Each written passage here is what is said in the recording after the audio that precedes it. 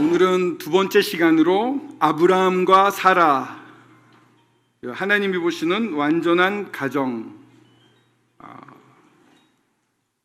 잠깐만요.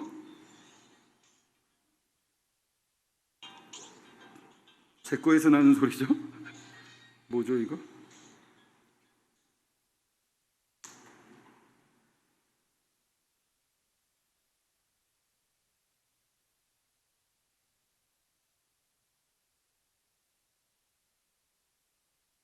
태국말이 나오는데요, 핸드폰에서.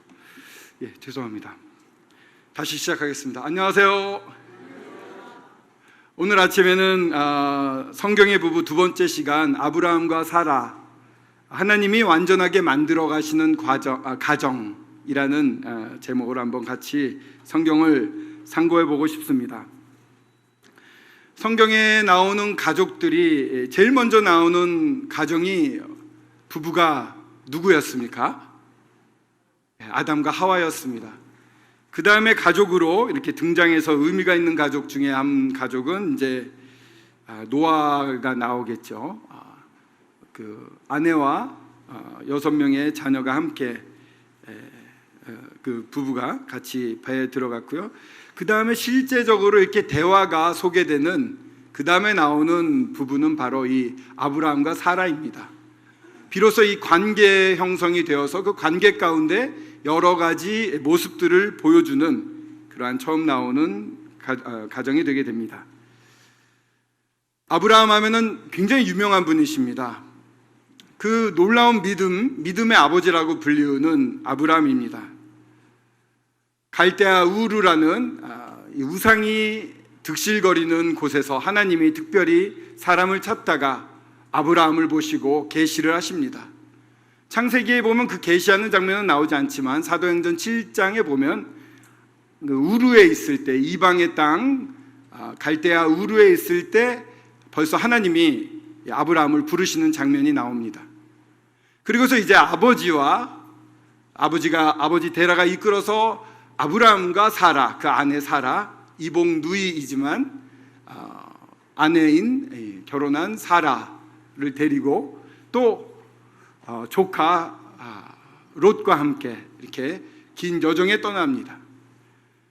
갈대아 우르에서 하란까지는 거의 1000km 가까이 되는 길이라고 하지요. 굉장히 험악한 길이라고 합니다. 도적도 많고 광야도 많고 그 위험한 길을 이 가족이 뚫고 갑니다. 그러나 하란에 정착을 해버린 아버지 데라 때문에 그곳에서 더 이상 진전할 수는 없었습니다. 데라 아버지가 205세에서 죽고 하나님이 다시금 아브라함을 불러서 가나안 땅으로 넘어오게 합니다. 이 히브리 유브라데스 강을 건너온 강을 건넜다라는 강을 건넌 사람이라는 게 히브리인이라고 불려집니다. 아브라함을 통해서 히브리 민족이 형성이 되게 됩니다. 이 적은 소수의 사람이 전 세계를 축복하는 그러한 축복의 사람이 되게 됩니다. 참 아내 이 사라의 입장에서 봤을 때 어떻게 보면 굉장히 부담스러울 수도 있을 것 같습니다. 하나님의 음성이 참으로 없던 시대에 자기 남편을 통해서 하나님이 말씀하시는 것입니다. 굉장히 경외스럽고 또 남편이 존경스러웠을 것입니다. 그 어려운 길을 남편을 의지하고 갔을 것입니다. 하란에 갔다가 이제 가나안 땅으로 넘어왔습니다. 가나안에서도 하나님을 예배드리고 먼저 아브라함이 한 것은 도착하면은요 먼저 단을 쌓았습니다. 단을 쌓아서 하나님을 예배를 하고 그리고 장막을 지었습니다. 갈 곳이 있는 사람처럼 한 곳에 정주하지 않고 안착하지 않고 늘 장막을 짓는 삶을 살았습니다.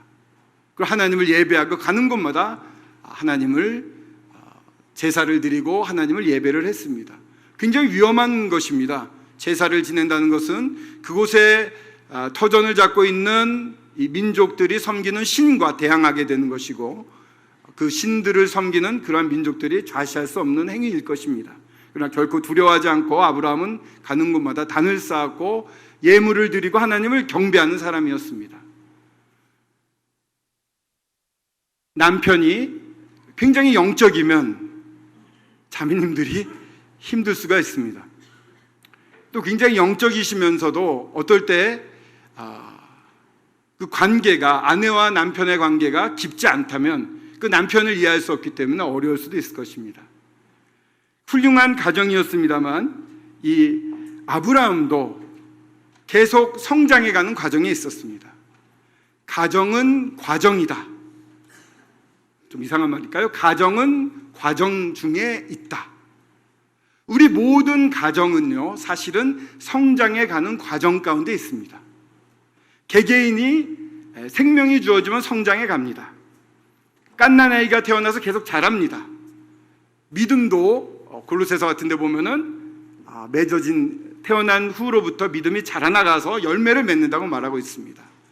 저희 개개인 믿음 다 이렇게 성장합니다. 마찬가지로 가정도 하나님의 은혜 가운데 계속 성장해 가는 것입니다. 계속의 성장을 위해서는 개개인이 성장해야 되고 함께 성장해 가야 됩니다. 아브라함은 참 아름다운 믿음, 놀라운 믿음의 사람이었습니다만 이러한 믿음과 반대로 연약한 부분도 있었습니다. 하나님이 인도하신 그 가나안 땅에 들어갔는데 점차 남방으로 내려와서 아이와 베델 사이에서 거주하다가 헤브론으로 내려왔다가 이제 이 기근이 오니까, 가뭄이 오니까 어디로 내려갑니까? 애굽으로 내려갑니다. 하나님이 인도하시지 않은 걸음을 스스로 걷게 됩니다. 아브라함의 연약입니다. 하나님의 인도하심대로 살아왔던 이 아브라함이 이제 자기 생각대로 움직이기 시작합니다. 물론 가족을 보호한다는 합당한 이유가 있었을 것입니다. 많은 가축을 보호해야 된다는 이유도 있었을 것입니다. 하지만 모든 것의 근원 되시고 모든 것을 지켜주시는 분은 바로 하나님이십니다. 하나님의 인도하심이 없이 행동하는 행동은 매우 위험한 행동입니다. 이 가정을 돌보기 위해서 여러 가지 선택을 합니다. 저희 가정 중에서도 선택을 하게 되는데 그때 이것이 합리적이고 이게 다들 하는 거기 때문에 선택하는 경우들이 왕왕 있을 것입니다. 아브라함도 동일한 그러한 연약이 있었습니다. 그래서 가뭄을 피해서 애굽으로 내려갑니다. 내려가는 것도 사실은 타협의 시작입니다. 타협은요, 한번 시작하면은 계속 이어집니다. 하나님으로 돌아서지 않는 한, 정말 방향을 바꿔서 하나님 앞에 딱 서지 않는 한 자기 멋대로 내딛은 발걸음은 계속 나아가게 됩니다. 어디까지 나아가게 됩니까? 애굽 왕 바로 앞에 자기 아내를 누이라고 거짓을 말합니다. 사라의 입장을 한번 생각해 보면은 억장이 무너질 것 같습니다. 아브라함은 하나님과 대화하고 하나님의 인도하심을 받는 영적인 사람이었습니다. 사라가 생각할 때에는 나보다 훨씬 뛰어난 존재라고 생각했을 것입니다. 그러니까 뭔가 의견을 제시하기도 어려울 수 있었을 것입니다. 그런 사람이 원하는 대로 사라는 따라갔을 것입니다. 순종하는 사라처럼 보였습니다만 그 마음에는 사랑의 관계, 부부의 관계가 깨지는 것 아닙니까? 자기를 남에게 넘겨주는 남편을 보고 있는 것입니다. 하나님도 매우 슬퍼하시는 일일 뿐만 아니라 이 가족에게도 결코 행복한 일이 아니었습니다. 사라의 이 무너진 마음을 생각할 때 이 가정 가운데 혹 하나님의 뜻이라고 분별하면서 진정한 의사소통이나 진정한 기도나 진정한 하나님 앞에 구함 없이 일방적으로 추진되는 그러한 일들이 있다면 관계에 상처를 주고 어려움이 될 수도 있다는 생각이 들었습니다. 이러한 속임수를 베푼 아브라함, 왜 그랬을까요? 자기의 목숨이 중요했습니다. 아내가 어떻게 되든 누가 어떻게 되든 자기가 살아남으면 된다라고 하는 이 생각은 모든 부분에 있어서 관계를 깨트리고 큰 아픔을 가져오고 하나님과의 관계도 망가뜨리게 됩니다. 자기 중심이 되었을 때, 자기가 최고로 소중하다고 여겨지고 있을 때 그 사람뿐만 아니라 주변이 영적으로 어두워지고 관계가 깨지는 모습을 보게 됩니다. 그러나 걱정하지 마십시오. 저희에게는 하나님이 계십니다. 이러한 연약, 하나님을 추구하면서도 저희들은 자주 쓰러집니다. 그래서 제가 싫어질 때가 있습니다. 또 똑같은 일로 넘어졌다 이래가지고 아주 막 치가 떨릴 때가 있습니다. 웃으시는 분들은 아마 동감을 하시는 것 같고, 미간을 찌푸리시는 분들은 그런 자기 자신 생각나시는 건지 모르겠습니다. 그러나 그럴 때 하나님은 저를 지켜보고 계시고 놀라운 은혜로 다가오셔서 회복을 위해서 일을 하십니다. 하나님이 놀랍게 개입해서 애굽으로 하여금 사라를 아내로 취하지 못하게 막습니다. 그리고서 쫓겨납니다. 많은 보화를 받고서 쫓겨나게 됩니다. 이상한 모양이죠. 하나님 놀라우신 분이십니다. 하나님이 선택한 사람에 대해서 하나님은 끝까지 책임을 지시는 분입니다. 최선을 다하시는 분이십니다. 이러한 것을 경험하면서 아브라함은 어떤 것을 느꼈을까요? 나의 인생, 우리 가정, 이 부부관계를 유지하시는 분은, 보호하시는 분은 하나님이시구나. 창세기 12장에서 지금 저희들이 일어난 일을 12장 이야기를 말씀드리고 있는데 13장을 한번 보시면 13장 4절을 한번 보시기 바랍니다.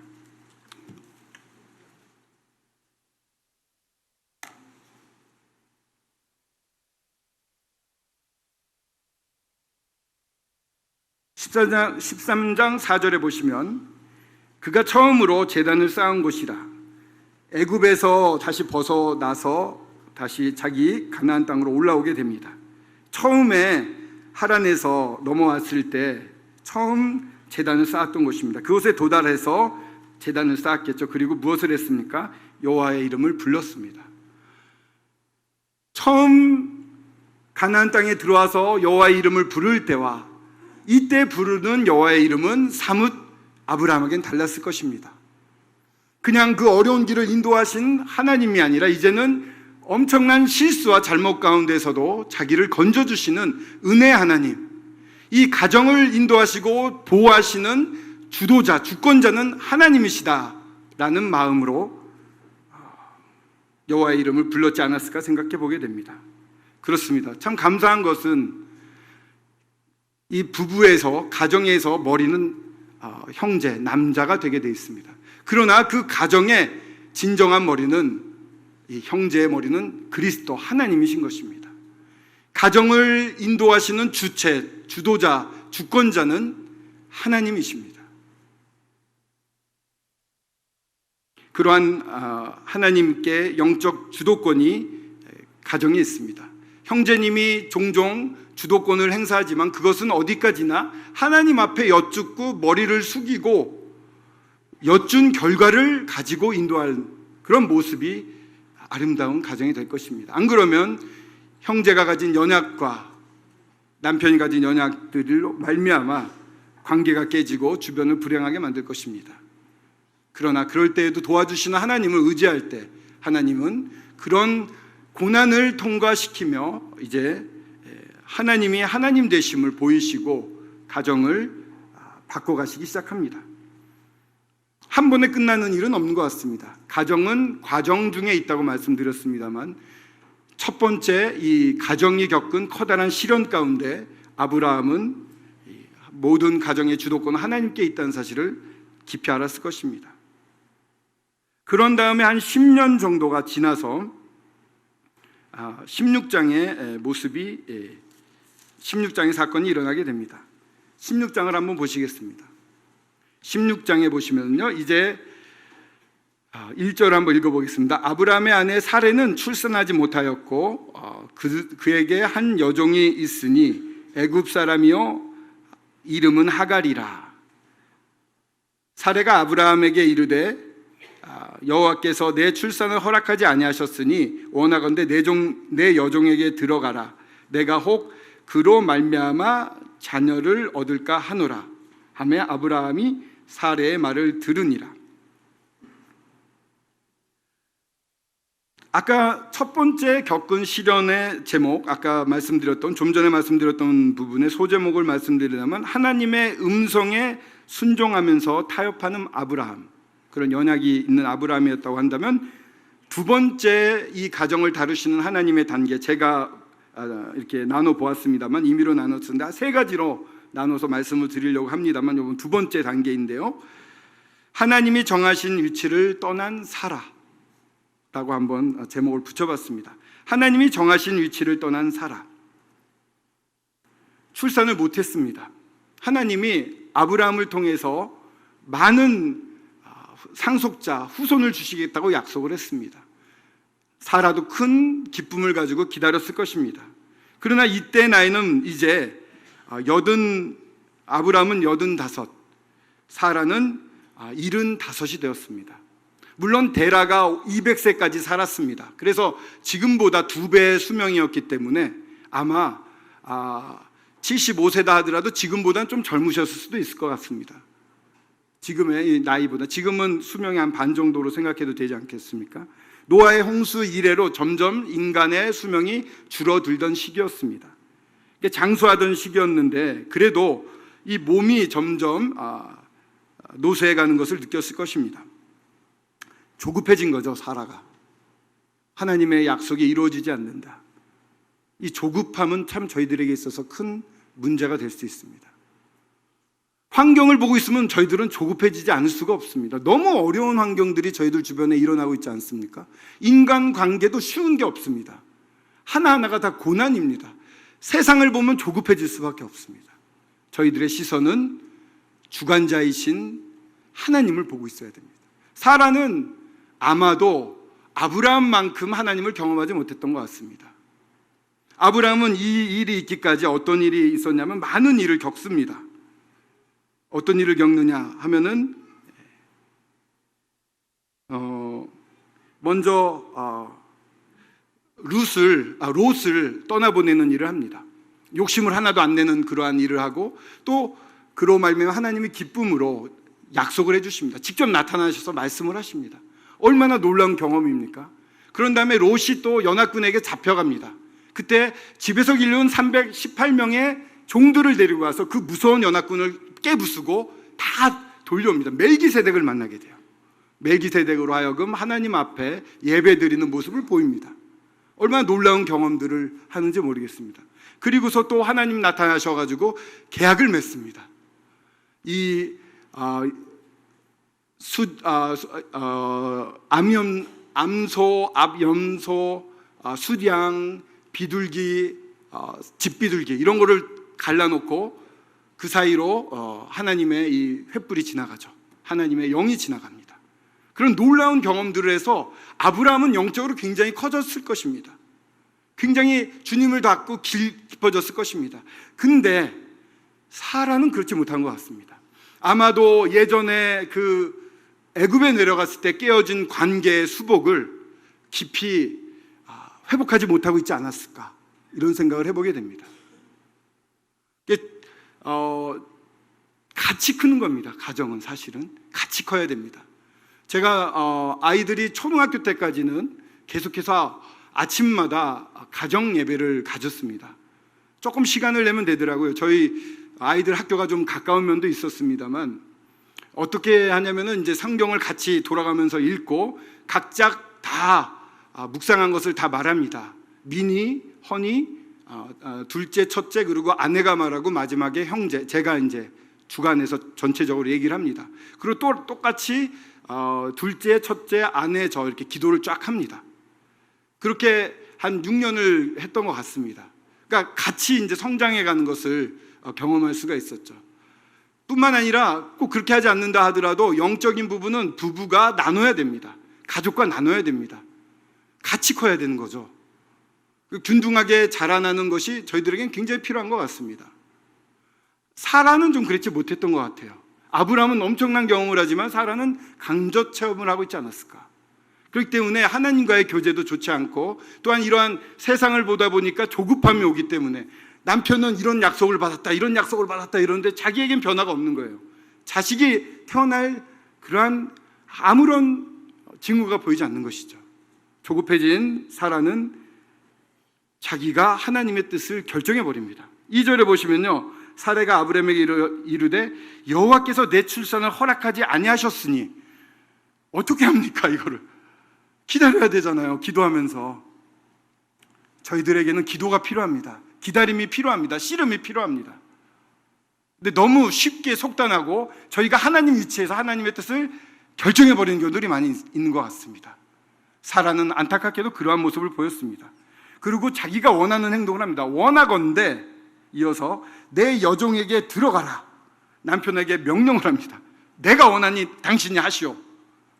위치가 바뀌었죠.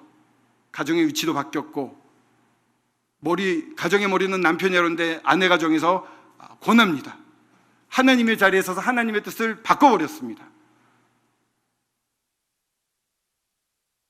참 슬픈 일입니다. 그런데 이게 왕왕 일어납니다. 저희 삶 가운데 많이 일어나고 있습니다. 자매님들이 어떻게 보면 더 실질적이시죠. 생활을 하시기 때문에 더 민감하십니다. 실제 필요를 알고, 형제님들은 조금 좀 이렇게 이상적인 게 많아요. 그죠?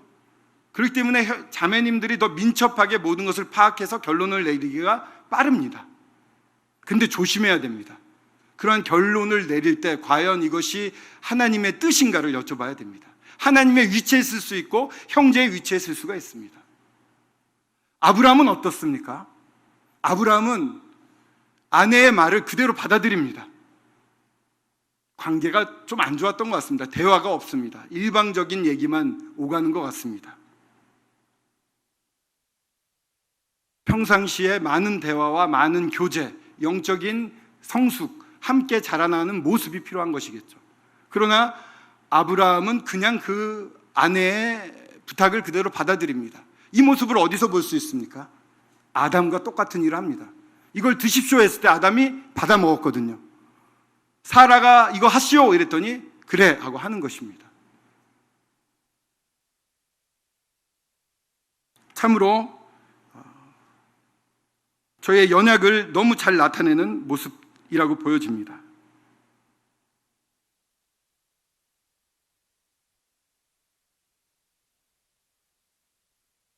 이 아내는요, 창세기 2장 18절에 보면 돕는 배필을 하나님이 만들어 주십니다. 창세기 2장 18절에 보시면, 지난번에도 폈습니다만 창세기 2장 18절에 돕는 배필을 이끌어 오시는 장면이 나타나는데요, 창세기 2장 18절을 중요하니까 한번 펴보겠습니다.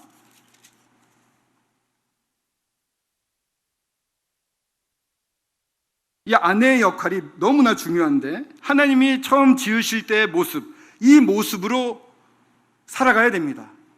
이 모습으로 지금은 우리 거듭나면서 하나님이 처음 만드신 창조의 목적이 회복되어 있습니다. 유일하게 교회만 하나님의 창조의 목적, 하나님의 질서가 회복돼서 유지되는 곳입니다. 그렇기 때문에 하나님이 처음 원하셔서 만들었던 이 모습이 지금 우리 안에서 넘쳐나야 되겠죠. 이것이 하나님을 영광을 받으시게 하는 일인데, 18절에 보면은 사람이 혼자 사는 것이 좋지 아니하니 내가 그를 위하여 돕는 배필을 지으리라 하시니라. 돕는다는 것은 말 그대로 돕는 것이고요, 배필이라는 뜻에는 어떤 뜻이 있냐면은 마주본다라는 뜻이 있습니다. 마주본다, 서로 마주보는 것입니다. 부부는 서로 마주보는 존재입니다. 마주봐서 서로에게 필요한 부분을 보완을 해줍니다. 서로에게 부족한 부분을 채워줍니다. 그러나 그 중심은 어디에 있습니까? 무엇이 부족합니까? 내 뜻입니까? 아닙니다. 하나님이 원하시는 것을 위해서 서로를 채워주는 역할이 부부의 모습, 돕는 배필, 서로 마주보는 배필인 것입니다. 이 서로 마주볼 때 도와줄 뿐만 아니라 서로의 뒤도 보여집니다. 뒤에서 다가오는 위험도 막을 수가 있습니다. 완전한 모습으로 변화되기 위해서 부부를 지으신 것입니다. 서로 마주보면서 서로 하나님의 뜻에 부합되게 도움을 주고, 뿐만 아니라 더 다가오는 미래의 위협조차도 막아낼 수 있도록 해주신 것, 이게 돕는 배필의 모습입니다. 그래서 아담을 보시면은 세계를 다스리는 일을 합니다. 하와는 아이를 낳아서 키웁니다. 디모데전서 2장 15절에 보시면, 2장 15절 한번 보시겠습니다. 이런 말씀이 있습니다. 이 가정의 역할을 신약에서 다시금 교회 안에서 자매님들에게 부탁하는 모습이 나옵니다.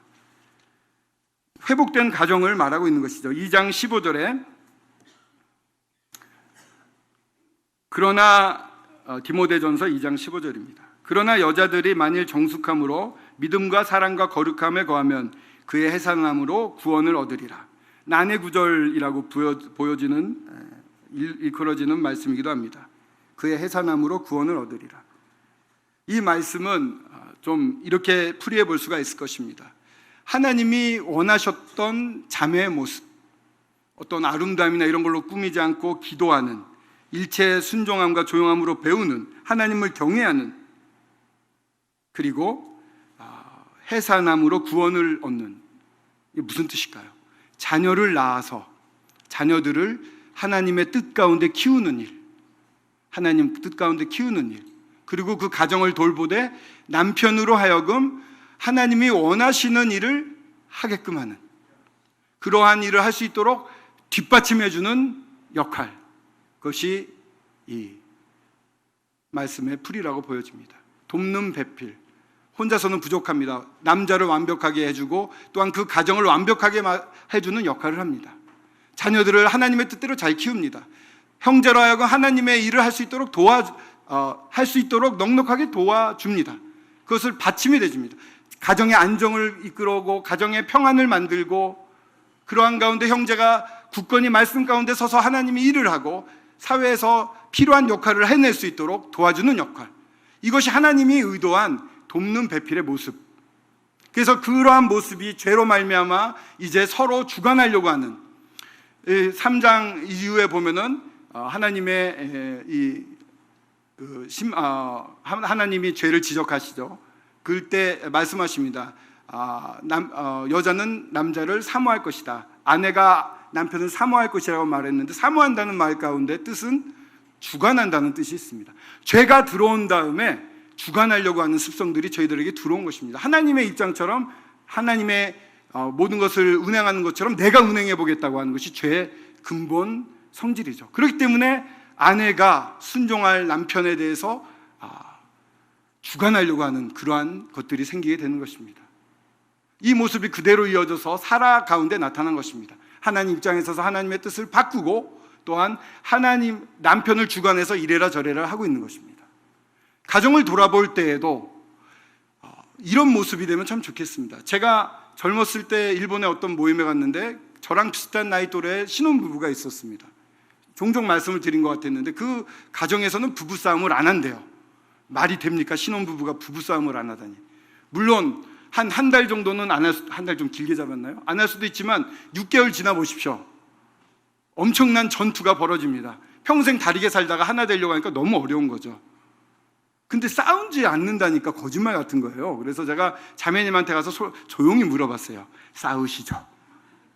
안 싸운대요. 형제한테 진짜요? 그랬더니 진짜래요.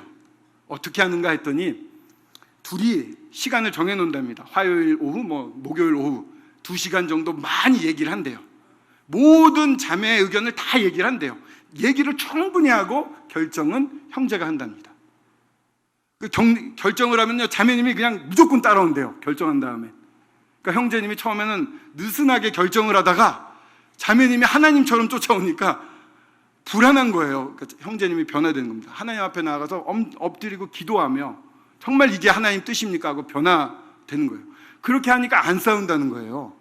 대화가 필요한 거죠. 상호 신뢰가 필요한 것이죠. 하나님의 뜻을 분명히 분별하려고 하죠. 하나님의 권위를 완전히 인정해서 남편이 정한 건 하나님이 정한 것이다 하고 따라오는 자세, 남편도 하나님 앞에 정하는 거죠. 자기가 전하지 않는 자세. 이게 참 아름다운 모습이라고 생각됩니다. 한 30년이 지났는데 요즘은 연락을 못 해봤습니다. 다시 한번 연락이 되면 물어볼 겁니다. 요즘도 안 싸웁니까? 나중에 물어봤어요. 2시간씩 얘기하던 건 어떻게 됐습니까? 했더니 그게 훈련이 되니까 특별히 시간을 두지 않아도 충분한 대화를 할 수 있게 되더라. 대화의 단절이 의외로 저희들에게 큰 문제가 됩니다. 자매님들은 들어오시면은 형제님들 퇴근하셔서 완전 파김치가 돼서 들어오면 그날에 있었던 일을 보고하고 싶어집니다. 형제님들 좀 들어주실 수 있으면 좋겠습니다. 반면에 형제님들은 자매님들의 상상을 초월하는 정말 약육강식의 동물의 왕국 같은 데서 살아서 돌아오신 분들이라고 생각하시고 좀 배려를 해주시면 좋겠습니다. 세상에 악이 대단하거든요. 모든 일에 다 그거랑 부닥치고 있습니다. 그것을 잘 견디고 가족들을 위해서 열심히 벌어서 돌아온 남편분에 대해서 그분의 얼굴을 보고 힘들면 뭐 힘든 일 있었어? 많이 힘들어? 이러면서 좋아하는 음식이라든가 뭐 안마도 좀 해주시고 애정 표현도 해주시고 이러면 좋을 것 같습니다. 저희 집은 좀 반대가 돼서요, 제가 와서 얘기를 하고요, 아내는 듣다가 이거 먹어 이러는데 좀 들어줬으면 좋겠는데 좀 반대인 것 같죠? 예, 그런 가정도 있습니다. 대화는 굉장히 중요한 것 같습니다. 이렇게 대화를 많이 하지 않고 이 사라가 두가 났을 때 이 결과는 큰 비극으로 끝납니다. 이스마엘을 낳게 되죠. 하갈이. 이스마엘은 지금의 이슬람의 기초가 되는 그러한 역할을 하게 돼버리게 됩니다. 물론 그걸 이용해 먹는 거겠습니다만 이스마엘 자체가 나쁜 건 아니죠. 그런 빌미를 주게 되는 것도 있고, 또 이스라엘 백성을 계속 괴롭히는 역할을 하고, 뿐만 아니라 여기 보면요, 하갈을요 사라가 학대를 합니다. 처음 학대하는 장면이 나온 거 아닙니까? 살인 이후에 가정 간의 학대는 처음 보는 것 같습니다. 이제 하갈도 임신을 하니까 좀 코가 높아졌겠죠. 교만해졌겠죠. 그러니까 사라한테 함부로 하니까 사라가 학대를 합니다.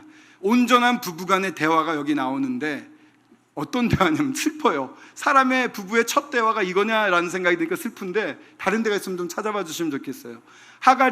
사라가 와가지고 당신 때문에 내가 이러한 수모를 당한다 하고 막 해요. 그러면은 그때 쏘아붙이니까 아브라함이 얘기를 합니다. 하갈은 네 종이니까 네 맘대로 해. 이게 첫 대화인 거예요. 부부의 처음 기록된 대화입니다. 슬프지 않습니까? 이 자기의 자리를 벗어난 사라로 말미암아 이러한 비극들이 일어나고 이 가정은 큰 어려움을 겪게 됩니다. 그 사라가 하갈을 내쫓아 버립니다. 근데 참 하나님 놀라우세요. 하나님 정말 은혜가 너무 많으신 분입니다. 이 하갈에게 나타나셔가지고 모든 것을 보호해 주실 것을 약속하시고 이를 회복시킵니다.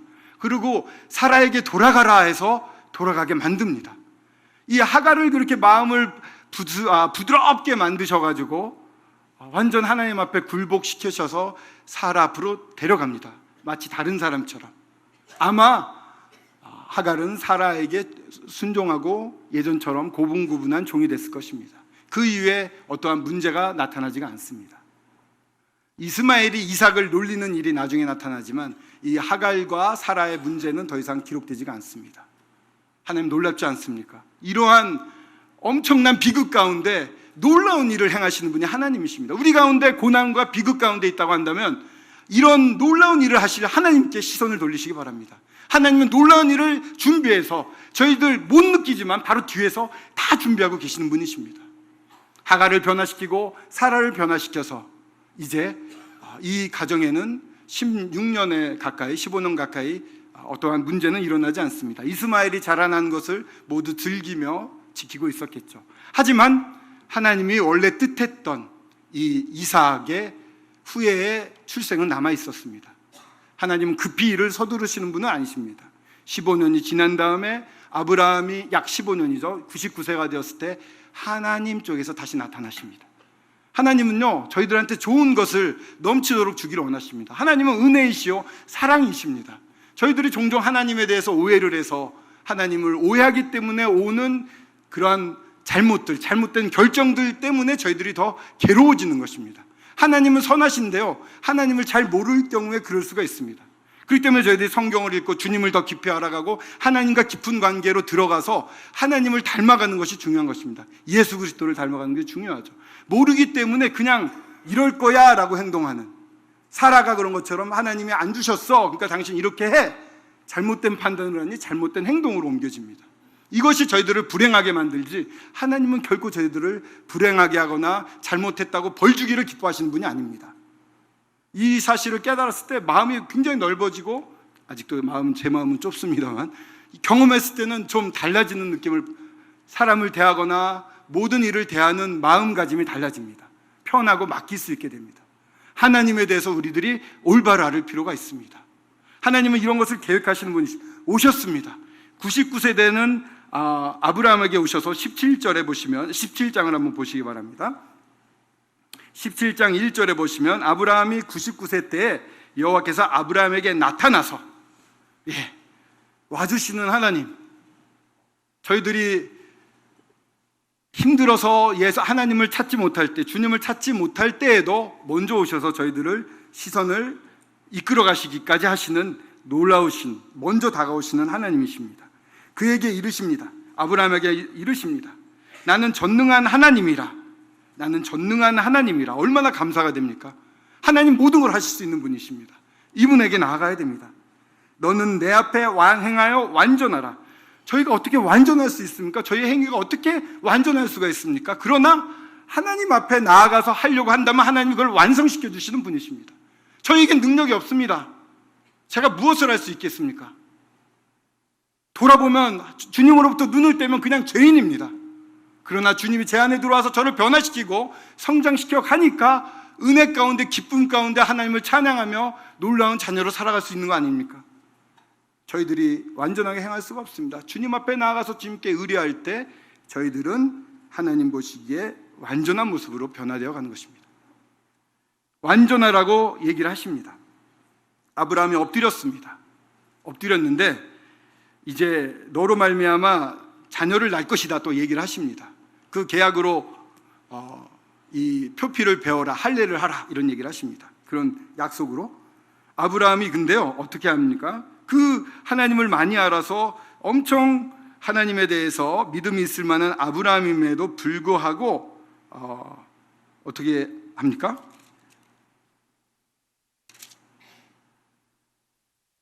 (17절에) 보시면 17장 17절, 아브라함이 엎드려 웃으며 마음속으로 이르되 100세 된 사람이 어찌 자식을 낳을까? 사라는 90세니 어찌 출산하리요? 불신의 마음을 품고 있습니다. 그죠? 놀랍지 않습니까? 여러 경험을 해서 정말 하나님을 많이 경험한 이 아브라함이 이런 얘기를 하는 거예요. 웃었어요. 하나님 비웃고 있는 거예요. 하나님 화내셨을까요? 화 안 내십니다. 저랑 다르고 저희랑 다른 모습입니다. 19절에 보시면 하나님이 이르시되 아니라 내 아내 사라가 내게 아들을 낳으리니 너는 그 이름을 이삭이라 하라. 이삭의 뜻은 무엇입니까? 웃음입니다. 아브라함이 웃은 거 보신 거죠?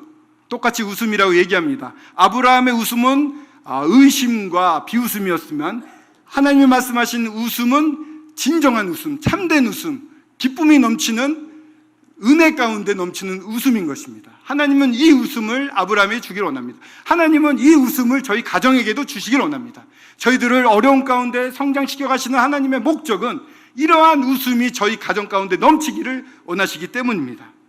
회복을 통해 웃게 하시는 은혜의 하나님, 세 번째 주제를 지금 말씀드리고 있습니다. 이 웃음을 주시겠다고 약속을 하십니다. 아브라함이 믿었을까요? 믿었습니다.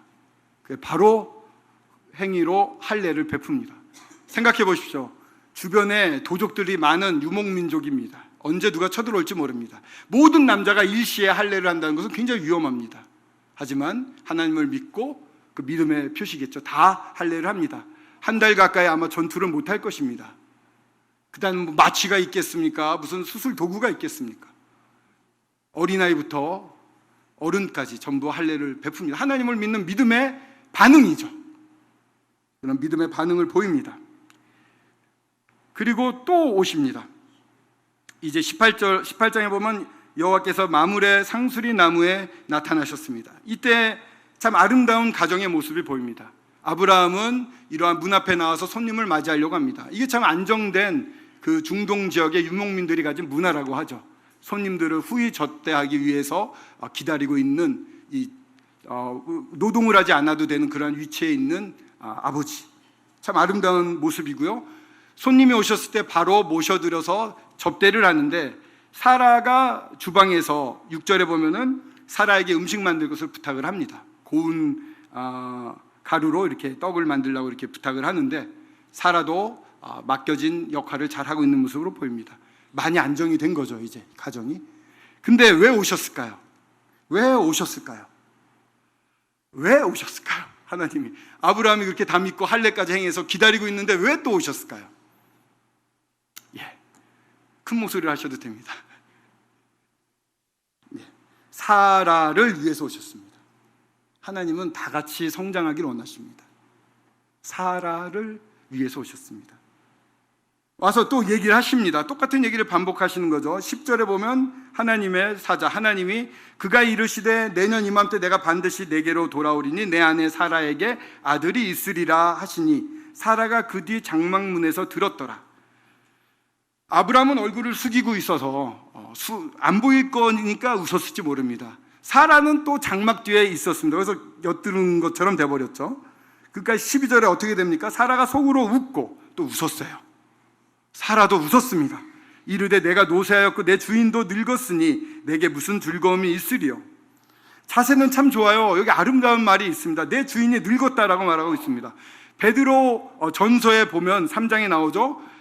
사라가 자기 남편을 주라 순종했다. 참 아름다운 믿음이라. 여기서 이 장면을 말하는 겁니다. 하나님에 대해서는 좀 불신이 있었지만 이 사라의 마음은 이제 완전히 변화됐어요. 옛날에 그러한 애굽에서 있었던 일이라든가 하갈과의 문제 이런 것이 회복되면서 굉장히 안정이 된 것 같습니다. 그러면서 남편에 대한 신뢰도 많아진 것 같아요. 그래서 이제 남편을 믿고 순종하는 아름다운 믿음의 사람이 되었는데 하나님에 대한 게 해결이 안 돼 있는 것입니다. 하나님 하신다고 그랬을 때 비웃어버립니다. 저희들 굉장히 순종적이고 좋은 훈련된 분들 많습니다. 주님을 닮은 분들이 많이 있습니다. 그러나 결정적인 문제에서는 하나님을 믿지 못하는 경우들이 많이 있습니다. 하나님은 그런 것까지 다 변화시키고 회복시키고 성장시켜서 장성한 분량에까지 주님처럼 완전히 맡기는 사람처럼 저희들을 변화시키고 싶어 하시는 것입니다. 가정이 그렇게 되길 원합니다. 아브라함은 쫓아오더라도 아내가 속도 차이가 있으면 안 됩니다. 아내도 끌어올리시는 하나님이십니다. 그래서 그 자리에서 좀 직설적으로 하나님 말씀하십니다. 13절에 보면 사라가 왜 웃으며 이르기를 내가 늙었거늘 사라가 왜 웃느냐 하면서 바로 말해버리십니다. 숨어있던 사라가 얼마나 놀랐겠습니까? 여호와께서 능치 못한 일이 있겠느냐 또 하나님 말씀하십니다. 전능하신 하나님 너희는 온전하라. 전능한 나를 믿고 온전해져라가 하나님 뜻입니다. 가정이 다 그래야 되고 저희 교회도 그랬으면 좋겠습니다. 그런 것에 부족한 이 부분에 대해서 말씀을 하십니다. 그러면서 15절에 사라가 두려워서 부인하여 이르되 내가 웃지 아니하였나이다 이르시되 아니라 내가 웃었느니라. 이 다음에 사라는 어떻게 됐을까요? 사라는 회개했을 것입니다. 회개의 장면은 히브리서 11장 11절. 자기가 더 이상 아이를 낳을 수 없음에도 불구하고 그 약속을 믿었다라는 얘기가 나옵니다. 히브리서 11장 11절에 사라의 이 변화를 기록하고 있다고 보여집니다. 어떤 문제가 오면요 힘들 수 있습니다. 깨질 수 있습니다. 그때는 어떻게 해야 됩니까? 하나님 앞에 솔직하게 내려놓고 회개하는 게 필요합니다. 저희들 삶 가운데 어려움이 많습니다. 아주 영적인 분 아니면 아직 믿어서 얼마 안 되는 아직 믿음이 어리신 분들 다 마찬가지입니다. 닥치는 고난은요 자기에게 1대1의 크기이기 때문에 키가 큰 분에게는 키가 큰 믿음이 성장한 부분에는 큰 어려움이 오고 믿음이 작은 분에게는 작은 어려움이 오는데 다 자기 등신대에 똑같은 어려움이라고 느끼는 것입니다. 어려움이 올 때 어떻게 됩니까? 하나님께 나아가고 그리고 또한 돌아보면 회개가 필요한 것입니다. 하나님이 말씀해 주실 때 회개가 필요합니다.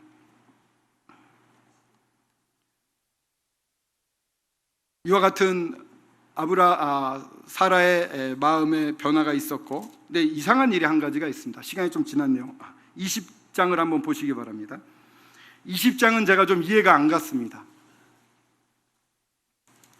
20장이 다시 나타나요. 아브라함이 거기서 네게브 땅으로 옮겨가. 왜 내려갔는지 모르겠습니다. 네게브 땅이면요 애굽까지는 아니지만 이 이스라엘 가나안 땅에서 남쪽에 해당이 됩니다. 그랄에 머물게 됐는데 그랄은 뭐 나중에 이삭도 그 기근이 오면 피하는 곳, 그 지역입니다. 여긴 곡식이 평야지대고 좀 곡식이 많은가 봅니다. 그래서 기근이 오고 나면 피했는데 왜 옮겨갔는지 모르겠지만 내려갑니다.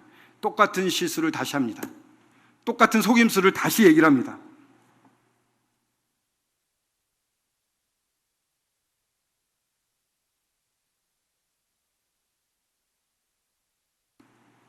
두 번째 실수를 하면은 저희 사람 같으면 어떻습니까? 정말 큰 교훈을 받고 변화를 입었는데 다시 똑같은 실수를 하게 되면 참 용서하기 어렵죠. 엄청 화가 날 것입니다. 근데 하나님은 아마 이 부분에 있어서 완전하게 아브라함과 사라를 교훈하기 위해서 다시 이러한 환경을 허락하신 것 같습니다. 똑같은 고난이 반복되는 이유는 무엇입니까?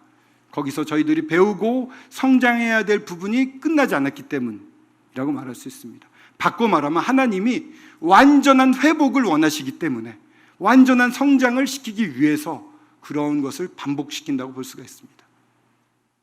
하나님은 놀랍게 선대하십니다. 똑같은 자기 생명 때문에 벌벌 떨면서 거짓말하는 아브라함을 선지자라고 부르면서 이 아비멜렉 왕을 멈추게 만듭니다. 현몽하셔서 쫙 말씀하십니다. 아브라함 말도 안 되는 변명을 합니다.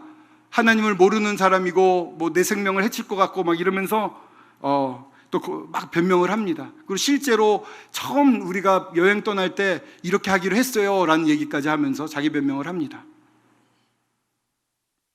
그러나 21절에 보시면 21장에 보시면 여호와께서 말씀하신 대로 사라를 돌보셨고 여호와께서 말씀하신 대로 사라에게 행하셨으므로, 약속을 하시고 신실하신 하나님께서 우리 이 두 부부를 온전하게 지키셨습니다. 이렇게 심한 거짓말하고 더 악한 변명을 하는 아브라함을 하나님은 보호하시고 선지사로 얘기하시면서 대우하셨습니다. 이런 나에 대해서 이렇게 대하시는 하나님, 다시 구해주신 하나님의 그 크신 은혜에 아브라함은 무너졌고, 사라 또한 그때 처음에 애굽에서 겪었던 것과는 달리 하나님의 보호하심을 이렇게 직접 경험하면서 하나님이 진정 나를 지키시는 분이시구나 해서 이 씁쓸했던 이러한 실수는 다시 했습니다만 여기서 건짐을 받음으로 이들의 마음의 회복을 입은 것으로 보여집니다.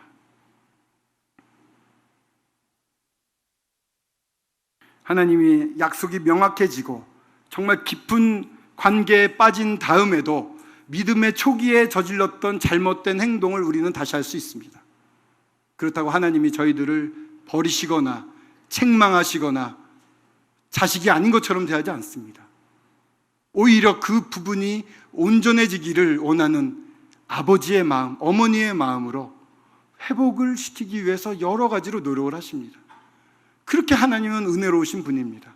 그 하나님을 우리가 정면으로 대면하고 그분을 경험할 때 우리는 그 많은 잘못과 하나님을 슬프시게 하는 일에서 떠날 수 있을 것입니다. 이 놀라우신 하나님을 우리는 맛봐야 됩니다. 이 놀라우신 하나님 앞으로 우리가 나아갈 수 있으면 좋겠습니다. 우리 가정이 나아갈 수 있으면 좋겠습니다. 그래서 어떻게 하십니까? 마지막으로 21장에 보시면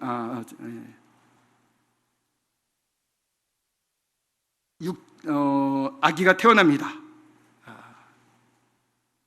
3절에 21장 3절에 아브라함이 그에게 태어난 아들 곧 사라가 자기에게 낳은 아들을 이름하여 이삭이라 하였고, 6절 사라가 이르되 하나님이 나를 웃게 하시니 듣는 자가 다 나와 함께 웃으리로다.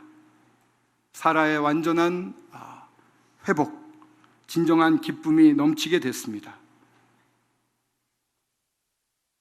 가족을 완전히 회복시켰고, 이러한 이를 통해서 아브라함 또한 변화된 것을 알게 됩니다. 더 이상 자기 생명에 연연하지 않는 사람이 됩니다. 자기뿐만 아니라 하나님에 대한 인식이 바뀝니다. 하나님은 죽은 자도 살리실 수 있는 분이라는 믿음을 갖게 됩니다. 어떻게 입증이 됩니까? 22장에 나오는 이삭을 드리는 제사에서 보면 알 수 있습니다. 이삭은 자기 목숨보다도 소중한 존재입니다. 그를 드리라고 했을 때 아낌없이 드릴 수 있었던 것은 아브라함이 하나님을 완전히 믿고 완전히 신뢰하는 믿음에 도달했기 때문입니다. 내가 전능하니 너희는 내 앞에서 완전히 행하라. 그 장면이 이루어진 모습을 저희들이 볼 수 있습니다. 이 놀라우신 하나님을 저희가 매일매일 경험할 수 있는 특별한 위치에 놓으셨습니다. 그 놀라우신 주님 우리 안에 있고 우리가 주님 안에 있습니다. 그 놀라운 관계에 저희를 불러주시고 그 놀라운 관계를 매일 맛볼 수 있게 해주셨습니다. 이 놀라우신 주님께 영광을 돌리며 주님이 바라시는 완전한 가정을 위해서 우리가 하루하루 밟아가는 과정을 잘 주님을 쫓아갈 수 있으면 좋겠습니다. 네, 감사합니다.